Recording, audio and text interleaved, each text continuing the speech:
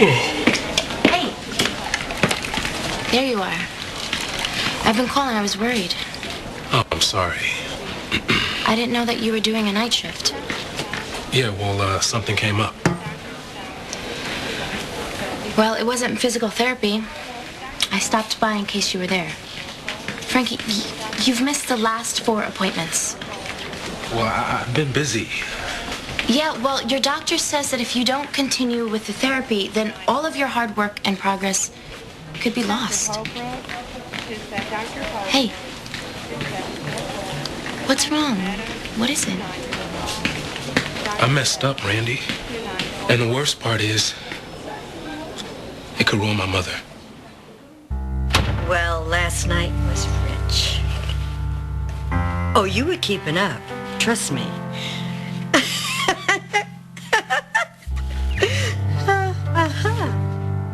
More often? I would really like that. Yeah, I'm still here. Oh, God, we lost a patient last night. Listen, I need to deal with this. I love you, too. Hey, baby, thank you.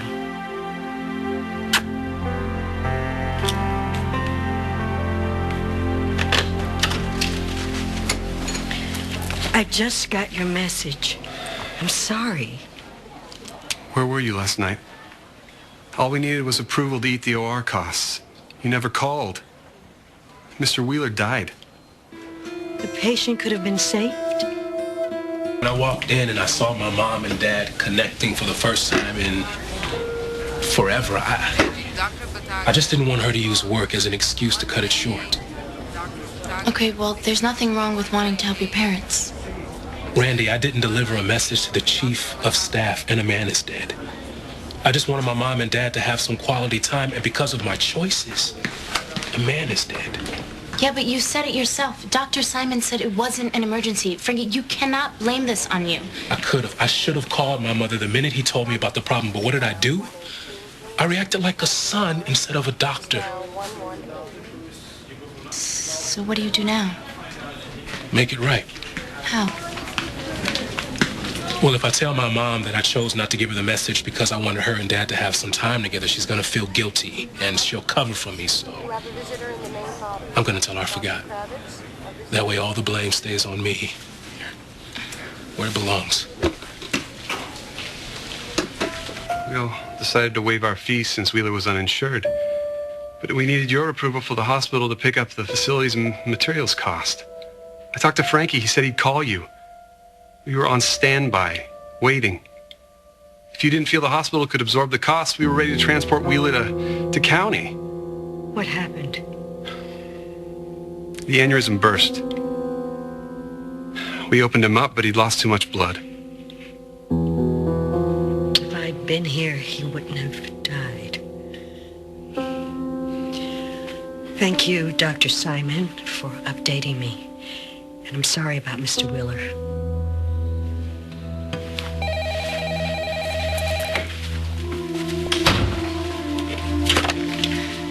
Dr. Hubbard.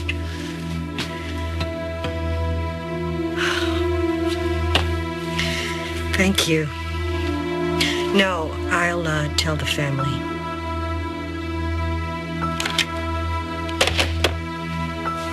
Oh, God. JR. I'm sorry, Adam. No one was a match for JR. Are you sure? I mean, can't you run him again? I'm sure. What now? We sent a sample to the National Registry, and hopefully they'll find a match there. Yeah, but I have another sample. This is from California, and I'll have it today. I'll rush it through. Thank you.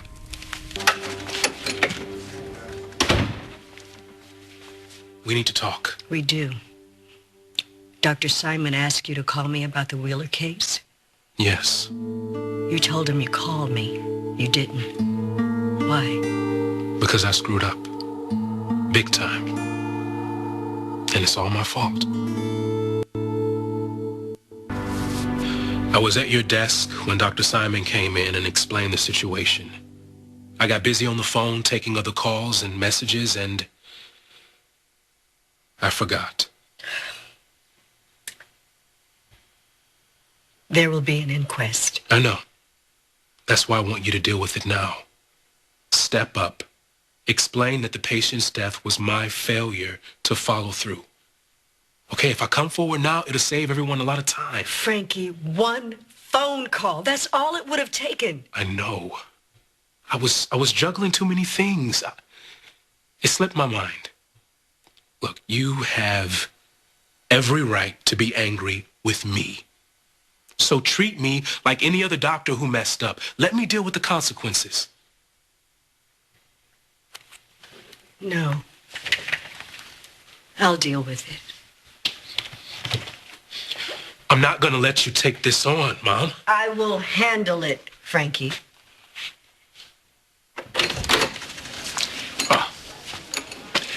I want to redo those tests. All of them.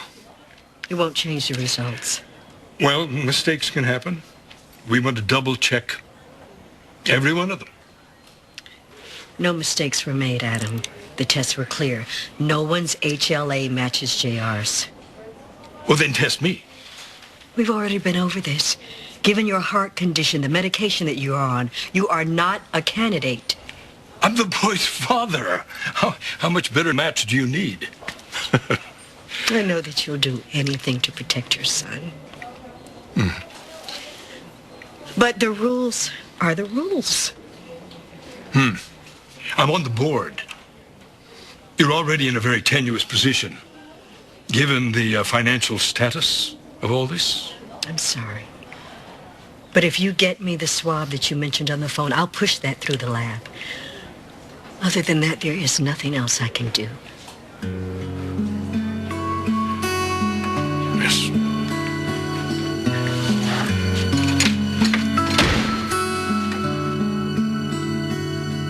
For the last time, Eric. I get that you want to protect me, but not this time. I'm an adult. I'm responsible for my actions. I'm responsible for the patient's death. So let me face the inquest. You're not part of this anymore. The patient would still be alive if it wasn't for me. Get back to work, Frankie. And what are you gonna do? You don't need to worry about it. You're gonna cover it up? You're gonna take the fall? What? You're a good doctor. You don't just forget messages about patients waiting for life-saving surgeries. You chose not to call me. That's not true. You walked into this office and you saw your father and I sharing a close moment, and you saw your chance to give us some time together. You needed it. Yes, we did, and I appreciate you trying to make that happen, but how many times have we discussed this? You cannot let the personal affect the professional. I shouldn't have let it happen. No, I shouldn't have let it happen. You're not responsible. Mr. Wheeler would be alive if I'd been here. Now, I am in charge of this hospital. That is my problem. But it's my fault. That's my responsibility. It's my fault. No, but you stop saying that. I don't want to hear those words come out of your mouth again. But I'm to blame. That is enough. Now, I am ordering you as chief of staff to keep your mouth shut.